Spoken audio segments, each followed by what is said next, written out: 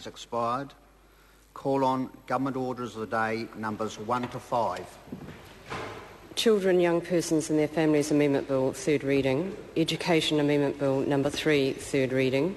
Taxation, Definition of Dependent Child Bill, third reading. Social Security, New Work Tests, Incentives and Obligations Amendment Bill, third reading. War Pensions Amendment Bill number 3, third reading. Mr Speaker. The Honourable Paula Bennett. Mr Speaker, I move that the Children, Young Persons and Their Families Amendment Bill, Education Amendment Bill number 3, the Taxation, Definitions of Dependent Child Bill, Social Security, New Work Tests, Incentives and Obligations Amendment Bill and War Pensions Amendment Bill number 3 be now read a third time. These bills, which started out as the Social Assistance Future Focus Bill, were introduced to the House in March of this year. The introduction of that bill represents a turning point for this country. A debate about the welfare system is now underway, and I think it is high time for that. There is much discussion about the possibilities a new approach to welfare could bring to New Zealand. There is much interest in how it could be done better, how the system could be redesigned to be fair to those that use it and those who pay for it. There is also some angst among a few, driven largely by mischief-making of the opposition. The scaremongering has been appalling, misinforming beneficiaries that they'll have their benefits cut and be thrown to the wolves arbitrarily. And the horror of it, Mr Speaker, the cheek of it, to ask those who rely on taxpayer-funded benefits to look for work and look for work if and when they are able. How dare we? Yeah? Well, the opposition should have a look at themselves, especially because the opposition knows exactly how important it is to curb the insatiable growth of the welfare system. They know because they presided over it in much better times. Not that they took advantage of those very good opportunities.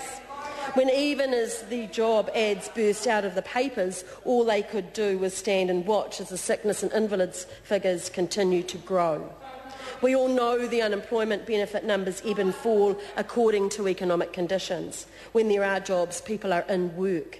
When the economy dips and the jobs dry up, people have to fall back on the state. What doesn't make sense is the continued expansion in numbers of those on the sickness benefit, which bear no resemblance to the overall health of the country. And it is nothing to be proud of that we've operated a system that's seen thousands of sole parents take up the DPB every year, remaining there sometimes for decades. It is nothing to be proud of that we have families growing up with intergenerational dependence on welfare. We're talking about parents raising children on benefits who grow up to be beneficiaries and raise their own kids on welfare in some instances. And how can anyone argue the system is working well for them when that's their reality? Mr Speaker, it is time for this debate, and this government is not afraid to have it. This is the turning point. I've watched the progress of this bill very closely over the past 4 months with considerable interest. It's a pleasure today to see all the hard work that was done by the Select Committee considering the bill come to fruition. And I thank the members very much for their work, and particularly the chairperson, Katrina Shanks. For all of those that made submissions to the bill, I thank them for their contributions.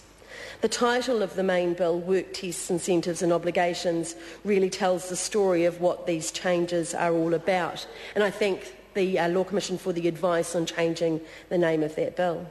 The intention behind the introduction of clear obligations and expectations is to rebalance the system, making it fairer and discouraging long-term benefit dependency.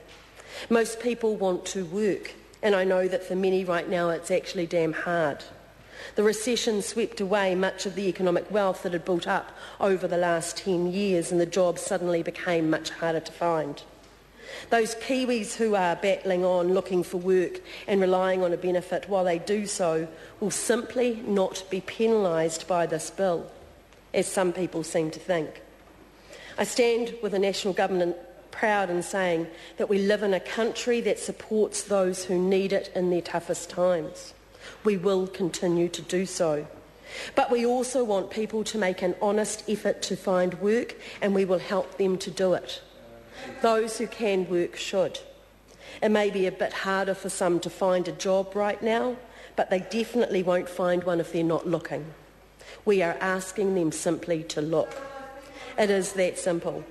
Our economy relies on it. Our children need to grow up in families where people are in work, not in welfare.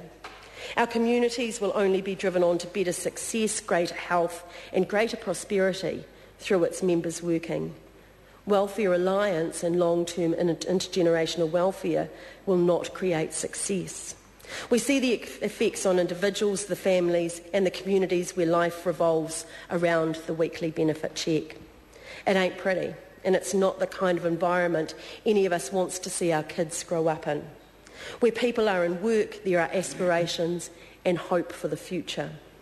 If people cannot find work or if the jobs just aren't there, then we will continue to support them and their families. The obligation on people is to do everything they can to grasp every opportunity.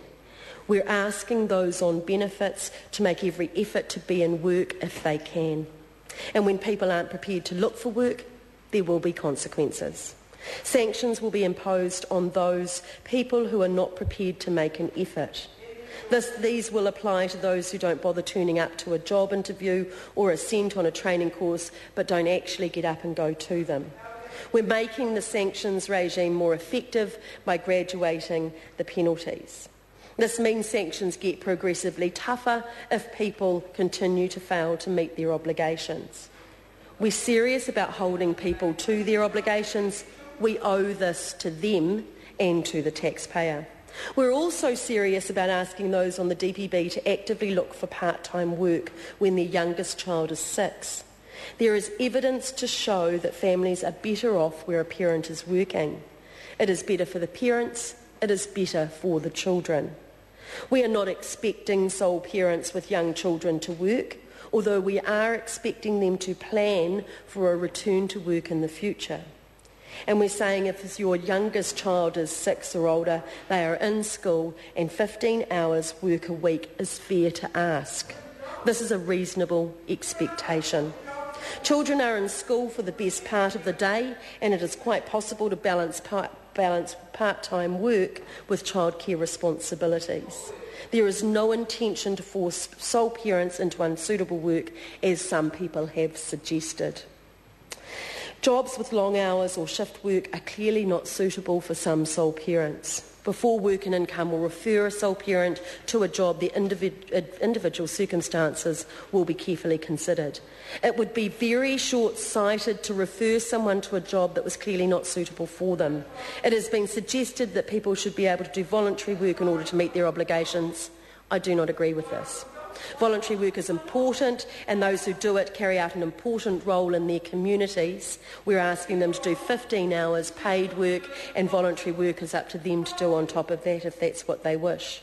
But for people who rely on benefits for their income, getting a paid job has to be the priority.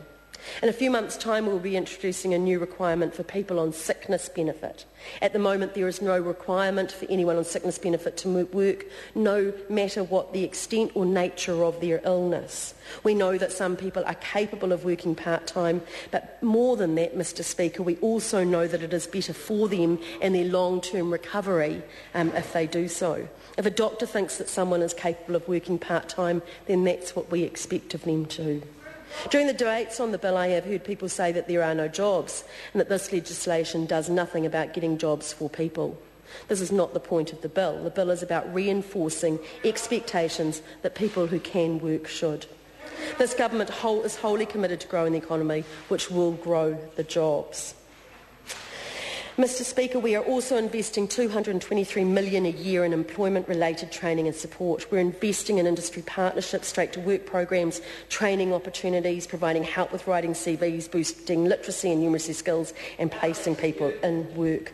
As I said when I introduced this legislation, my focus is on the future. We want a society that values work and where people provide for themselves and their families. We also want a system that is fair to those who need help and to those who provide the dollars that support it. This is a turning point for New Zealand. This is a point where we acknowledge we could do better with the way we provide welfare and support people into work when they do.